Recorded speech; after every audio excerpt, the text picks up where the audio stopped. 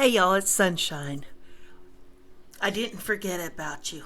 Things have just been a little chaotic and very busy.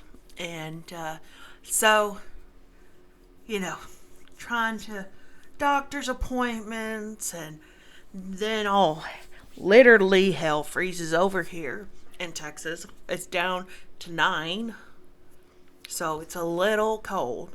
And then my heater went out today. So I'm having to run electric heaters. Thank you to my landlord people.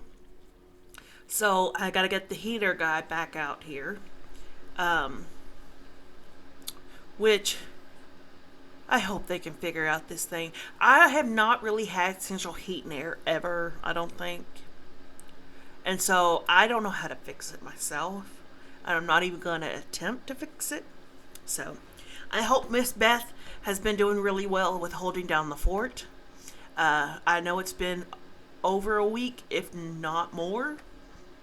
But, I'm trying to get back in the routine of things because, I finally got my shots refilled after 2 weeks. We went from 2.5 to up to 5, which is gonna be good, I guess.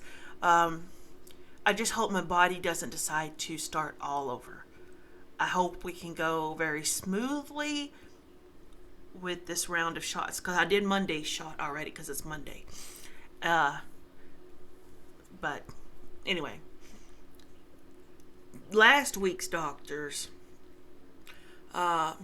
we took down the Seroquel a notch or two, up the trazodone, things like that. And then the other doctor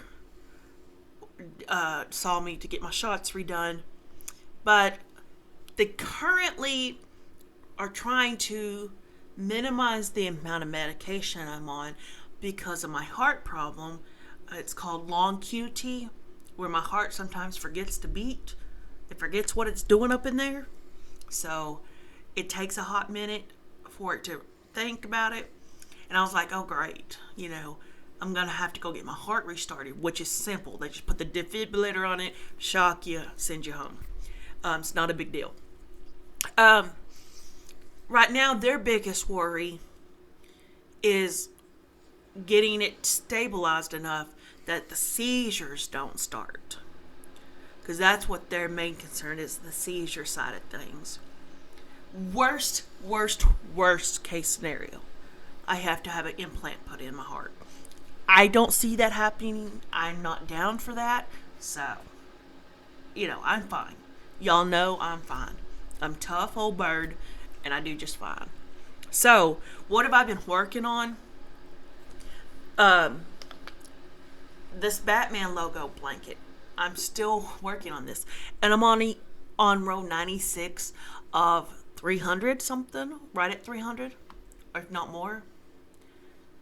I sadly mistaken how much work this was going to be. And I think it's because there's so many rows because they're using a very, very tiny hook and DK weight yarn. My hook is still as small as I can get it, but at the end of the day, I'm still using worsted weight yarn. So that's something I've got to keep in mind with this patterns.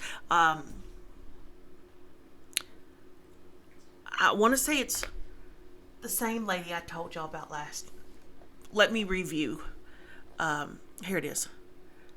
Pretty Things by, I can't say her name. I don't know how to say her name. I'm not about to butcher it up. But it's Pretty Things by Katja. Katja. So she has a lot of great patterns. She even has pattern bundles where you buy the pattern and you get the pillow pattern. I mean, it's really cool. I like her. Total rows on this. This is what I was trying to find out real quick. 280. There's 280 rows. So, but the reason I enjoy her patterns so much is because they're written out line by line. There is no having to count every dang square on a graph. I'm not about to do that. I did that for one pattern, and it took me 3 weeks to write it all down. I'm not going to do it again. So my thing is, if you're wanting to try these graph GANs done corner to corner style, I would start with a pattern that has the written line by line instructions, because that's going to get you further than trying to count the graph. Because that's how I started, was counting the graph. And it led to a lot of frustration. And I said, nope, I can't do these. And then I found a pattern that has the lines. What I'm saying, line by line instructions, like row 96 has 9 white blocks, 3 black boxes, 5 yellows, and that's the way it's written out. It tells you how many blocks of that color. And what I'm talking about blocks, most of y'all should know, some of y'all may not know. Corner to corner is done from a corner to the next corner. And it's 4 double crochets make up 1 block. And so when the pattern says, say, 5 black, you crochet in these corners and build up the next row. So it's fairly simple. For me personally, I find it easier to do corner to corner graphs. The downside is the yarn amount that you will need triples, even quadruples, even more than a single crochet intarsia graph setting. I didn't care for single crochet graph, intarsia graphing, whatever you want to call it, because my lines were jagged and it didn't have that smoothness. And that's when I learned, how we stitch in the well of a stitch on the side where that makes that loop every time. And let me see if I can show you with the yellow. Like, say you would crochet right here, and then the next crochet right here. Well, further down the road, when I quit doing those, somebody was like, you don't crochet in the well of the stitch. You crochet down in the V part of the stitch, right under the well.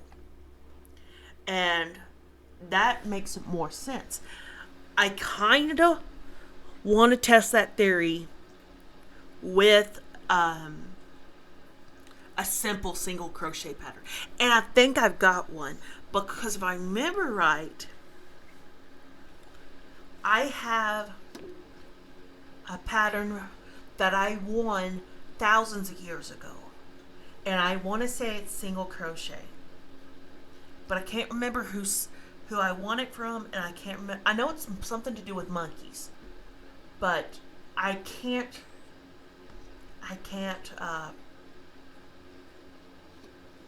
was going to have a look at my files really quick, just see if I could figure it out. No, I don't have it.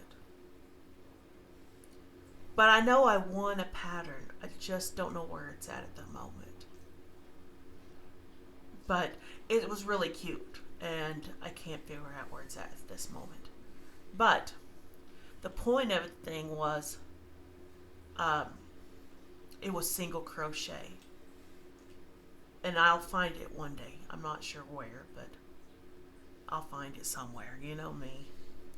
And my crap, I've got too much stuff to look through to figure out where all of my crap is. So I need to downsize all these patterns. Nothing would make me more happy than to have my patterns printed out. But that's going to cost a lot of money to send it to Office Depot. But on the other hand, since I've been using Exodio, which is a free PDF reader for the patterns, I like that a lot more.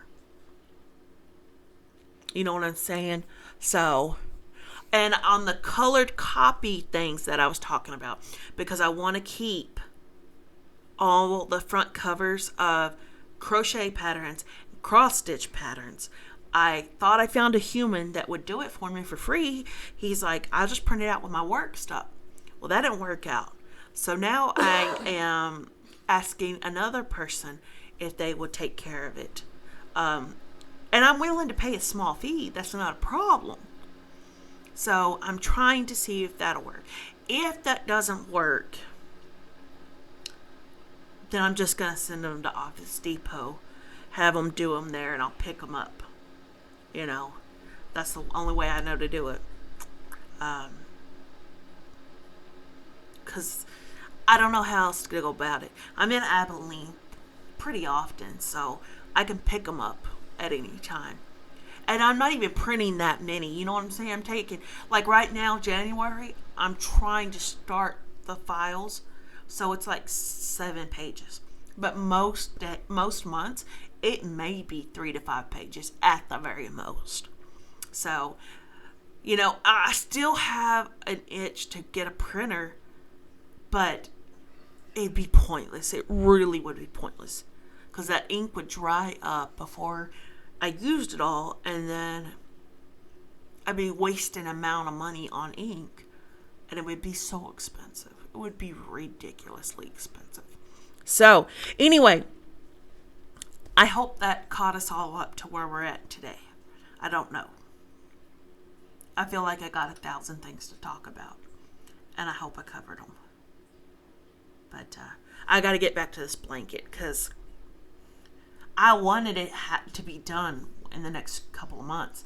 And I'm struggling, y'all. I'm very well struggling with this. And it's not hard. It's not hard at all. It's time consuming. It's utterly time consuming. And if I knew that I could find these colors in DK weight yarn, I might...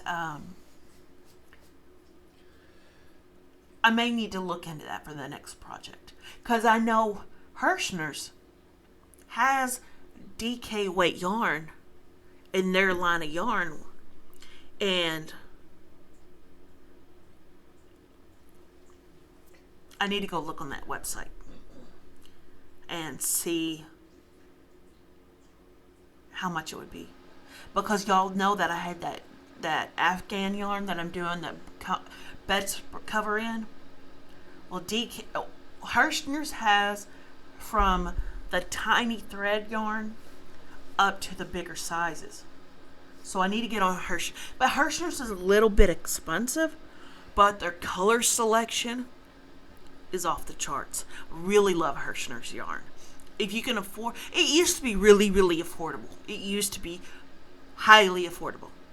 But now it went from like $2 to $3 down up to $4 and $5, which is not a big jump. But, you know, when I need the mass quantities of yarn that I need for stuff, it adds up. It really does. So, anyway, I thought, yeah. Oh, ouch.